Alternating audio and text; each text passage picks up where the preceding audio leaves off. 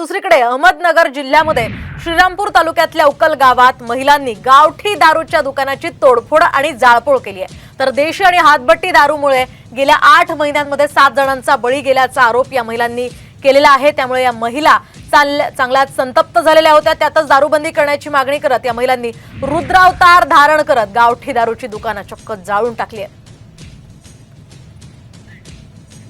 एकीकडे आपण पाहतोय महिला लाडकी बहीण योजनेसाठी गर्दी करतायत, तर दुसरीकडे अहमदनगर मधल्या या महिलांनी अक्षरशः रुद्रावतार धारण करत या दारूची सगळी दुकानं फोडलेली आहेत, कुठे जाळून टाकलेली आहेत। एकूणच त्यांचा हा संतप्त अवतार आपण या दृश्यांच्या माध्यमातून पाहू शकतो।